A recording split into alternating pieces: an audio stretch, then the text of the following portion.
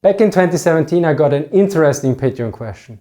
My question is as follows: did the major powers in the European theater, US, United Kingdom, USSR, Germany, have standard operation procedures for recycling those piles of artillery shells we see in pictures from so many wars from World War I onward? Or was the metal just buried or recycled or not recycled as a local commander saw fit? Back then I dug around but couldn't find very much on any specifics. Yet in the last few years I came across this topic occasionally again, and mostly in primary sources. I still haven't found anything that is close to a definitive answer, but I think what I found is definitely of interest. So what new sources did I come across? First, a very specific one from the commander of the 1st Panzerarmy, General Heinrichy, in October 1944, complaining about the low number of returned shell casings with specific numbers.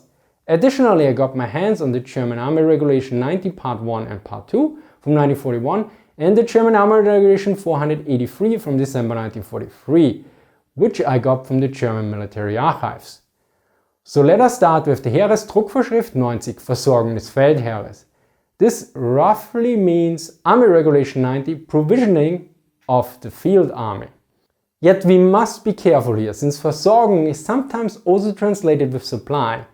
Yet this is, depending on the circumstances, incorrect, since in the German army Versorgung not only included supply like ammo and construction material, but also services like medical, veterinary, maintenance, field postal service, administration and others as well. As such, it comes closer to the US Army service forces, although those also included military training and other elements that were covered somewhere else in the German army. Nevertheless, I will use service troops for Versorgungstruppen and supply troops for Nachschubstruppen. This regulation particularly mentions the evacuation, transportation to the rear, called Abschub, of ammo and other materials, under the duties of the Oberquartiermeister, which is the quartermaster of an army. As such, the equivalent to the US Army is the Quartermaster General. It is noted, he gives orders for the collection and evacuation of weapons, ammunition, parts of ammunition and packing containers left behind on the battlefield. Now, although the chapter 6 has the title Gang des Nach- und Abschubes, process of supply and evacuation, it is clearly noted that the main objective is about supply. The main objective of the army service during combat operations is to replace the explosive ordnance used on each day of combat by the beginning of the next day of combat. As such, the evacuation is barely covered at all. For instance, empty columns can be retained for certain purposes.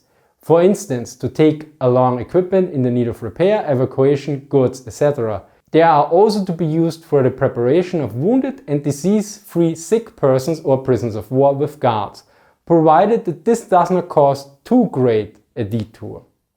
This is particularly interesting once we look at the appendix, which contains various graphics on the processes and depot setups, because there are process diagrams for the evacuation of horses, the evacuation of prisoners of war and the wounded soldiers, yet there's no diagram, unless I missed it, for the evacuation of ammunition.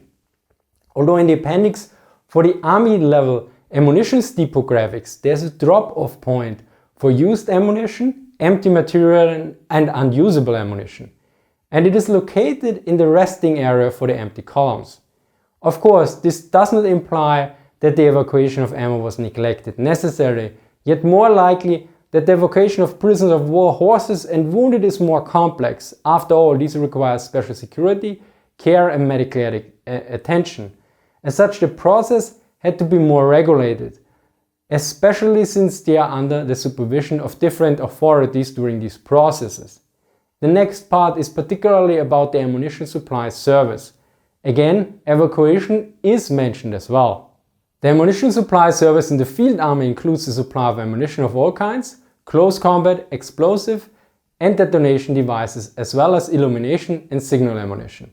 The evacuation of fired ammunition parts, empty packing containers and release stacking material.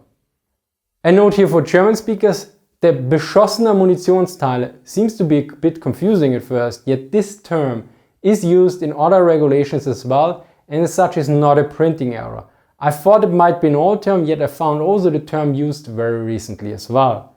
Yet back to the matter at hand. This time we also get a clear instruction as well.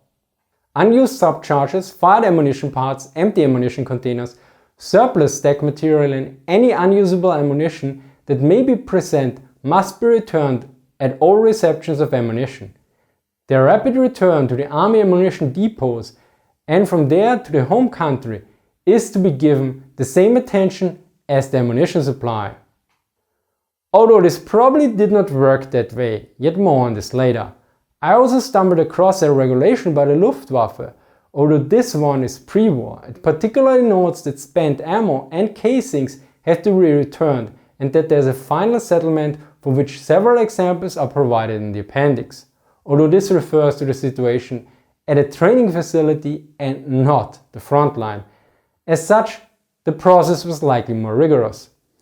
Next, let us look at Army Regulation 483, die Nachschubtruppen des Feldheeres, the supply troops of the Field Army from December 1943. Again, evacuation is noted here, as well in the very beginning in the chapter on the organization and duties of the supply troops. The supply troops belong to the service troops of the Field Army. Their tasks within the Army service are A. Supply of ammunition, weapons, equipment, supplies, food and war needs of all kinds. B. Evacuation of everything that hinders the combat troops in combat and their mobility, such as fired ammunition, empty packing containers, loot, etc., as well as the evacuation of wounded and sick people. So nothing out of the usual, although I find it interesting that this time, remember this regulation was from 1943, whereas the other was from 1941, Beute meaning loot or Booty is particularly mentioned as well. The most specific entry in this regulation about returning spent ammunition is in the appendix, and it is almost identical to the entry in the other regulation.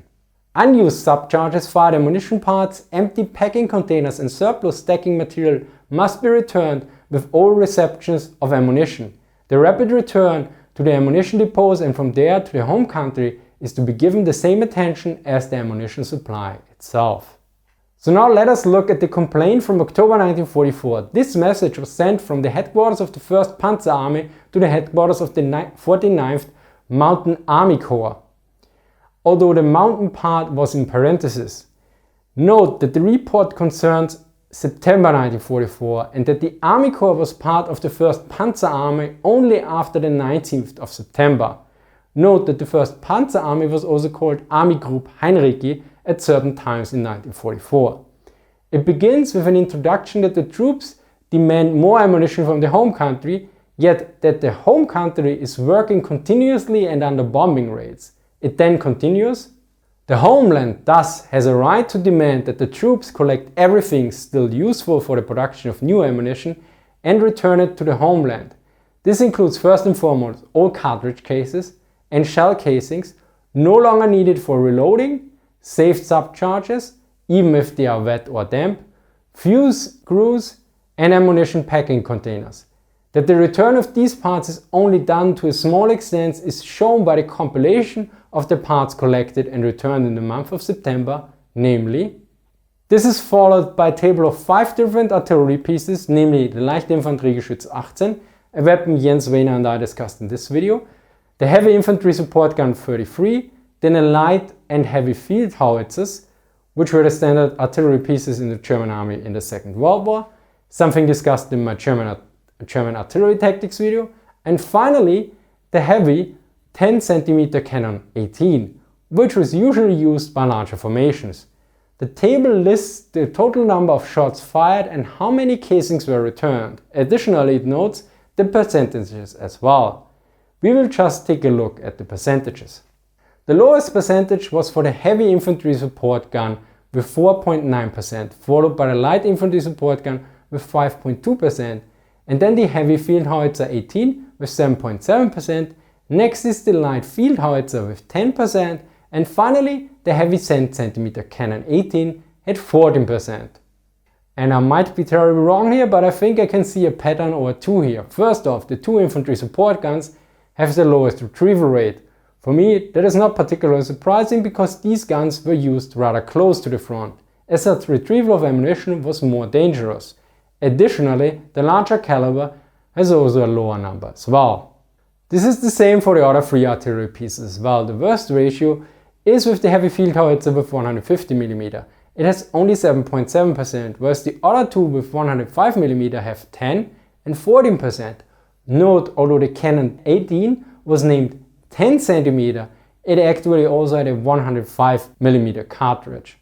But it was not compatible with the light field howitzer. Furthermore, since the cannon 18 had the longest range and was also used by higher formations, it likely was the farthest from the front and probably the most infrequent used weapon as well. Although be aware that this is my interpretation, since sadly the report does not touch this subject at all. Now there's one more problem. It is not noted in the message if these numbers are for the Army Corps, the whole Panzer Army, likely the later, but I'm not entirely sure here. It is signed by the commander of the Panzer Army and also from his headquarters. So let us look at the numbers and try to find some references. The total number of shots for the light infantry support gun are given by 57,000 and for the light field howitzer 214,000. Sadly, I could not find the total shots for September 1944, only for February 1945. Here we have a total of 848,000 shots for the light infantry support gun and more than 2 million for the light field howitzer.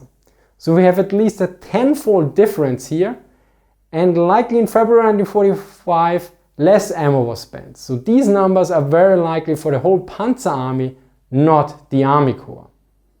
But back to the document, after the table it notes, the compilation shows first that the troops did not realize with how much effort, hardship and worry the ammunition is made in the home country. Second, the troops do little to ease the heavy fight of the home front. Third, that the inadequate return of fired ammunition parts is no longer negligence, but an irresponsible waste of national assets and raw materials. After another paragraph, instructions are given on how to improve the situation. It is therefore ordered, first, ongoing briefing of troops on the importance of returning fired ammunition. Second, verification of evacuation by the weapons officers. Third, increase the number of returns by taking appropriate measures, bonuses, issues of ammunition only against appropriate returns, etc. We also need to be careful here with drawing any conclusions, since this is just one document of one Panzer Army and for one specific month. Additionally, both the Army Corps and Panzer Army were engaged in heavy fighting in mountainous area as well. As a result of the persistent German resistance, the Soviet forces south of Grozno were strengthened so that the 49th Mountain Corps had to retreat towards the Dulka Pass by the end of September. To summarize, there were general instructions in the German Army in World War II on how to evacuate spent ammunition in shell casings, yet I couldn't find anything specific so far. Yet there are still many regulations out there. I probably assume that if it is written down somewhere, it might be in one of the many ammunition manuals, which I haven't touched yet at all.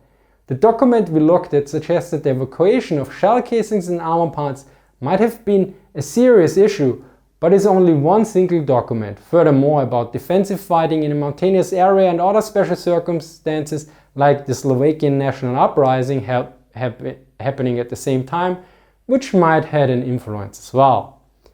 Well, I hope you learned something new. Thank you to Andrew for the original question and reviewing the script. Thank you all to my supporters on Patreon and Subscribestar.